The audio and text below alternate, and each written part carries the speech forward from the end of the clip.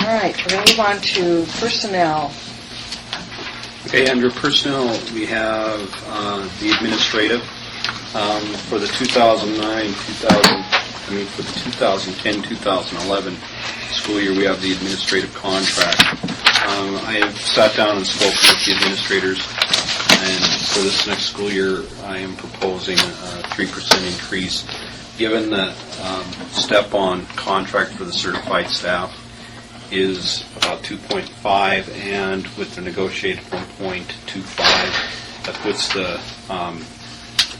the average teacher on contract at about a 3.75 step.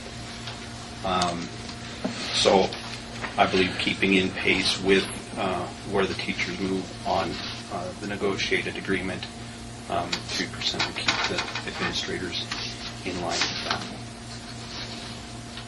And I just might say, the principals did not come to us. I went to Mr. McGee because I felt that we needed to look at this as far as the principal salaries. And so it was on initiative for me to look at this and to come up with the due salaries that would be in conjunction to what we've given the teachers. And just a little bit more information there. You know, when we talk about the salaries in the area for administrators, I would like to try to keep us in check with other area districts. And speaking with Kent Collegian down in Stevensville, they have worked it out where they're going to give their administrators 5% this year. We're not Stevensville. I wouldn't propose 5%, but I do think that 3 is right on par with where the teachers are at with their step and their salary.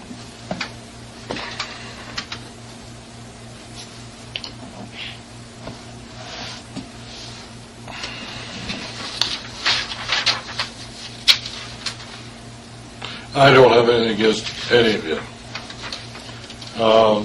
These figures look pretty generous to me at the moment. And I suppose, I guess it's no secret, there's a movement afoot to eliminate one of you.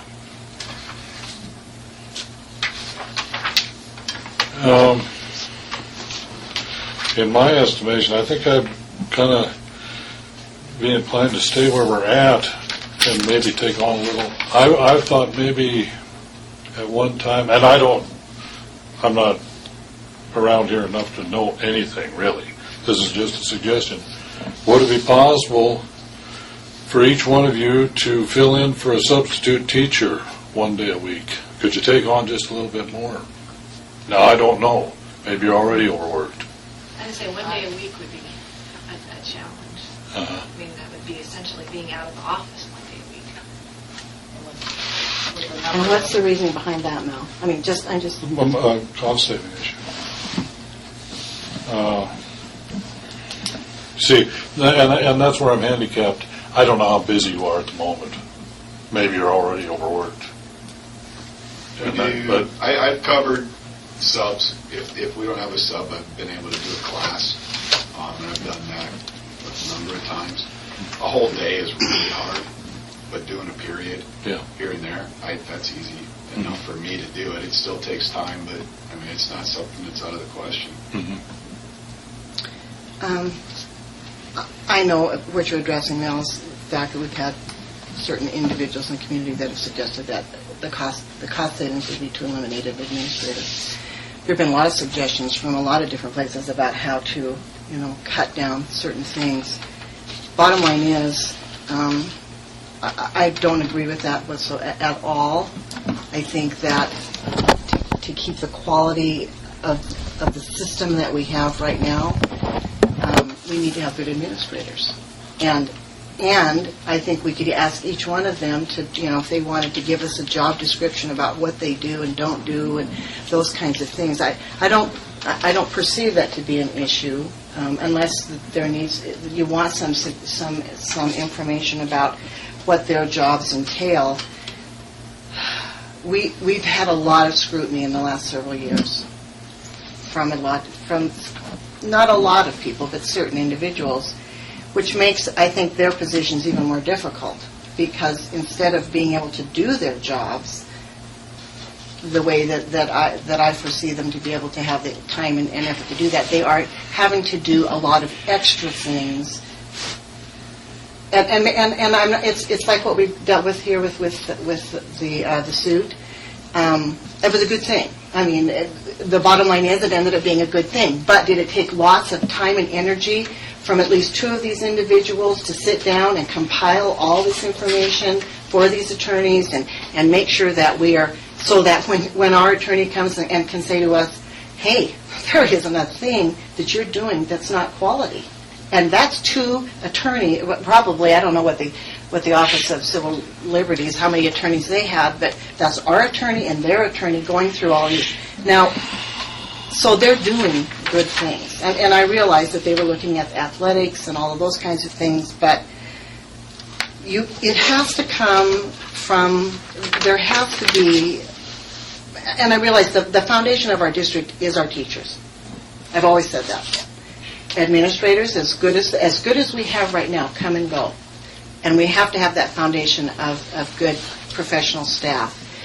But what takes us to the step above, just keeping the good bones in our district, are good professional administrators who see the vision, have a vision for programs and how to work with students and teachers and all those. I mean, I've been excited about what Mr. Grabowska has brought about, talking about the virtual technology.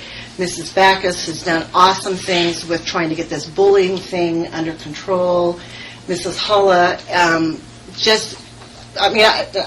Mrs. Hull, you've done an awesome job too. Something just can't pop into my mind, but there have been some really significant things done, continue to, because they are professional administrators and do their job. And they're going to do it wherever they are because they're the people that they are. And we are a better district for that. Now, do they deserve more money? They deserve us a whole lot more money than what we can offer. If they choose at some point to leave this district and go someplace else, is it something that we can adjust to? We've gone through a lot of administrators in the 30-some years I've lived in this district. But every time an administrator leaves, because of whatever issue, and a lot of times it's because of how they can provide for their families, it's a downfall for us. We are once again trying to catch up, get back on the learning curve. You know, the consistency is gone. That's why our teachers have always been our foundation.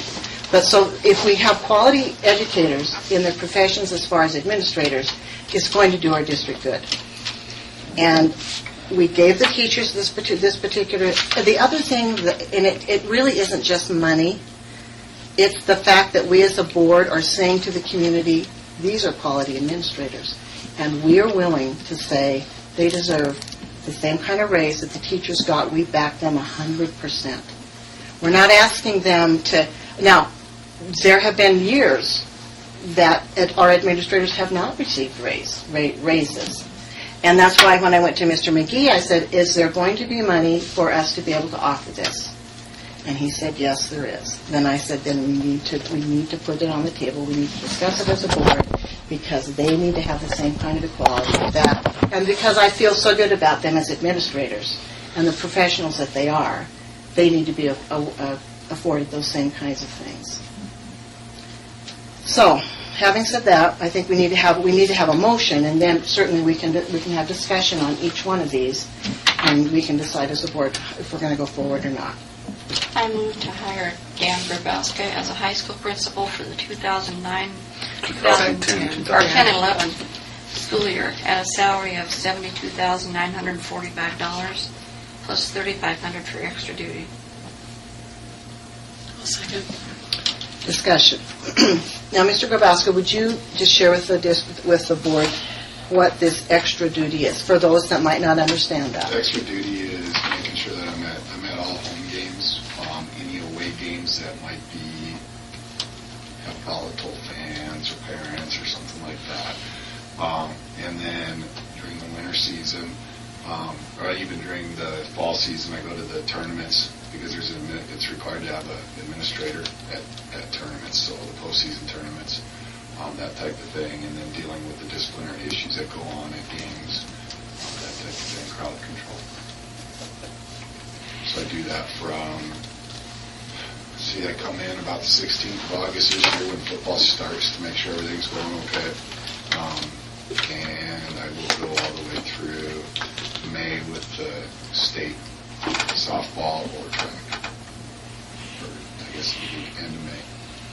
And I agree with Vicki that the principals have their hands full. They've got a lot of duties, and if you tried to put one of them in to sub as a teacher, then you're leaving their office uncovered, and the people in the system that depend on them for things don't have anyone.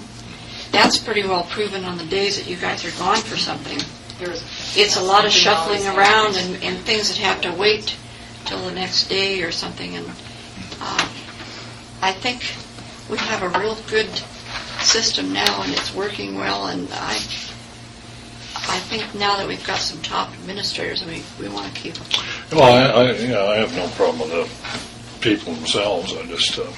I just look at these figures here, and they look real, like I say, generous to me, as they sit, without it. But like I say, and Dan, I don't know how many hours a week you put in. Minimum of when school starts in September until right about after the basketball seasons, I average 65 hours a week or so. Well, and these salaries are right in line with other administrators in our area. It's not that they are above and beyond, just pie in the sky type of administrator. It's salaries. And They what aren't. we do on occasions when there's a teacher that needs to be gone for a period, let's say they're gone for a period and then they have a prep, and so getting a halftime sub is kind of silly. Yeah. We do help cover those times and that type of thing. So Like I say, I've never spent 5 minutes in this school. I don't know what's going on. I just know what's out there. Yeah. What's facing you guys here coming this year. Well, and I it's well put, Bill. I think as a board we need to just step up and say, hey, you know what? I'm hearing what you're saying, but we recognize the quality that we have, the work that they do, and we're willing to back them. Can I ask a couple more questions? Go right ahead. That'd be great. You said this is in line with the teachers. Are the teachers getting 3% plus per year? I thought that was over a 3-year Remember meeting. on the negotiated contract, every year a teacher teaches. They go down on the scale, and they So it does work out to be that. It works per out year. that much. Okay. Yeah, They and get, there are they get some. step of experience, and the step of experience equates to about 2.5. Now, if they decide to go to school, No, I remember all that. You don't need to go through that again.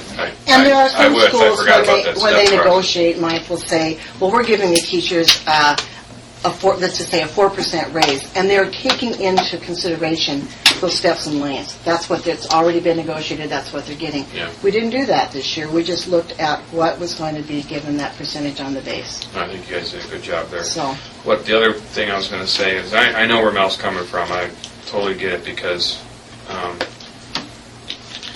we're looking at, it wasn't that long ago, just before I took a board seat, they were talking about the next year's budget is going to be short. We're going to have to do some things to, and I know a lot of people in this area have lost jobs. I've got a pretty decent job, but I had to take a pay cut last year, and then no pay cut, and no pay raise the year after that. And I think a lot of people in the county that pay taxes probably think, well, a lot of people are suffering. Why are they still getting? And I'm on the other side too. I think the administrators here are awesome, and I don't think these salaries are that out of line. But I wonder about the message that we send to the community about having to cut some things or cut some costs next year, or do some things to make sure we're in the budget, balancing that with what the taxpayers are looking at. So, and that's, like I say, I'm back and forth, so I can see both ends of the. we're going to spectrum. talk about, and later on in our board meeting, we're going to talk about how we came out financially. That's really the crux of why we're here, and the fact that, and I think were able to look at the cost savings that we were able to have because of some of the major things that happened because of that grant.